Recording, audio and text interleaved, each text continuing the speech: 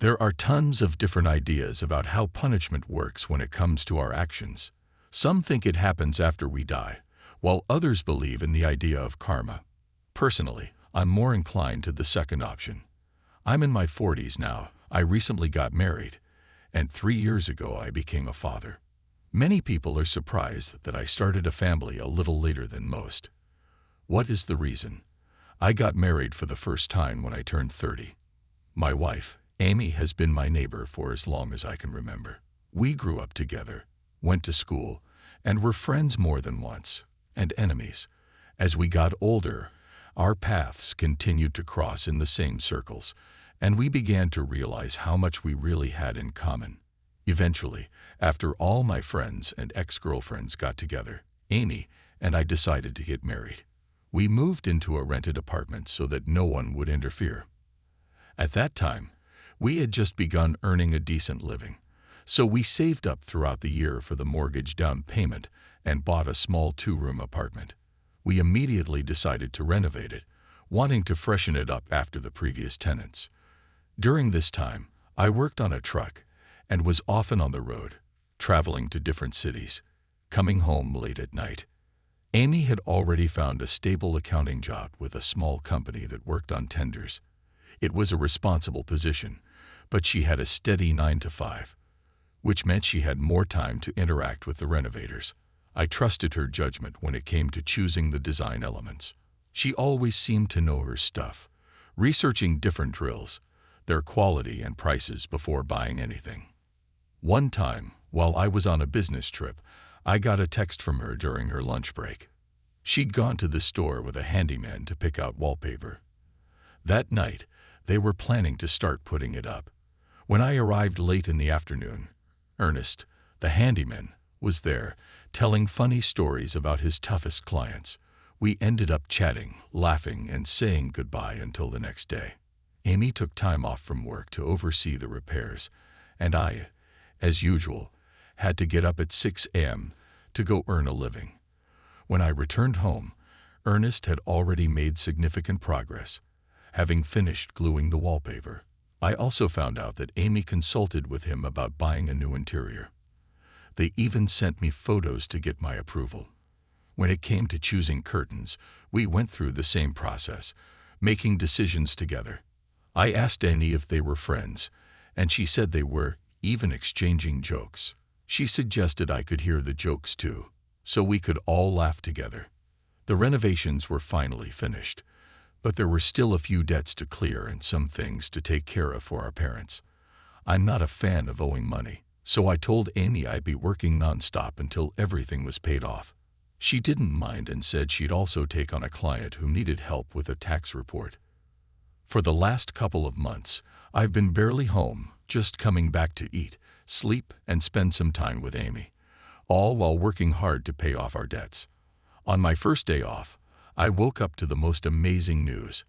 Amy was pregnant. I was over the moon, thinking it was the best thing ever. But then, out of nowhere, she dropped a bombshell.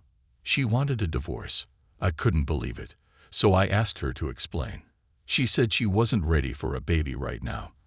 I tried to calm her down, telling her we'd have plenty of time to save up for the baby, but she wasn't budging. She said she had thought it through carefully and was going to her mom's place to start the divorce proceedings. She began packing up in the hallway, and I just let her go, feeling completely powerless. I called her several times, trying to understand what had happened, but she didn't pick up. I even called her mom to check if Amy had arrived, but her mom was genuinely surprised and said she hadn't heard anything about a divorce. Later, my mother-in-law texted me that Amy had arrived, but when I tried to call Amy again, no one answered. Anyway, I called her mom again, upset, and asked her to tell me the truth, if Amy was really there. She seemed very worried and assured me that she didn't have Amy. She promised to call Amy herself to sort it out. About an hour later, she called again, this time screaming in desperation that my wife had gone crazy and was dating Ernest, a jack of all trades. My mother-in-law couldn't help herself. She called him an idiot and accused him of sleeping with Amy and getting her pregnant. I was in complete shock.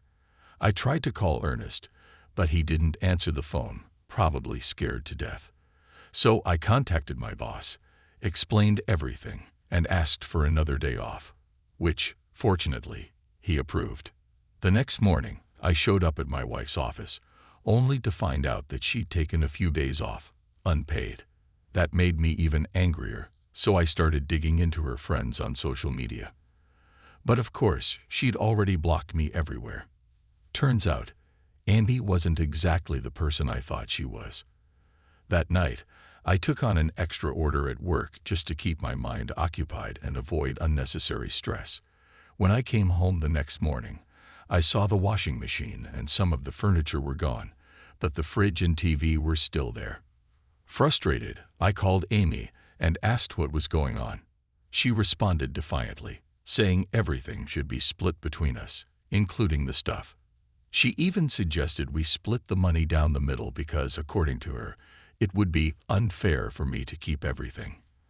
I snapped, told her off, and hung up. In that moment, I realized that fighting over a 2-bedroom apartment wasn't worth it. The anger and resentment just weren't helping, so I decided to move on. I sold the apartment fast, not wanting to hold on to the bad memories tied to it.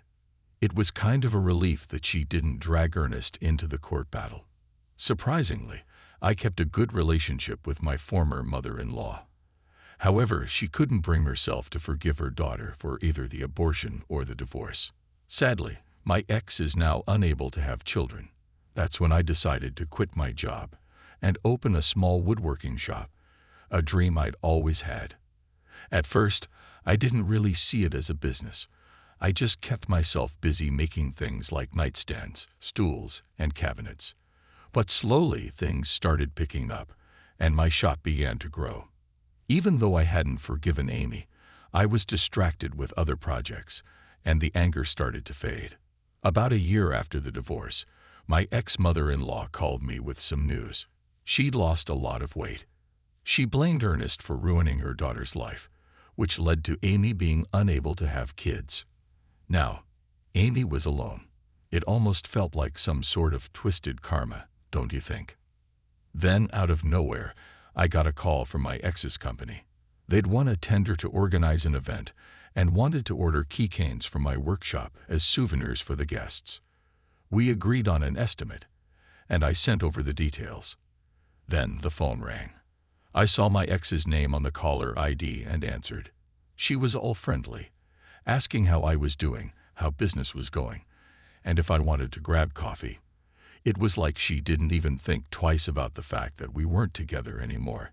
Since we still had to deal with each other professionally, I figured I might as well be polite and resume a casual relationship. But honestly, I knew her company chose our products on purpose, just as an excuse to stay in touch. After all these years, it all seemed so ridiculous and pointless.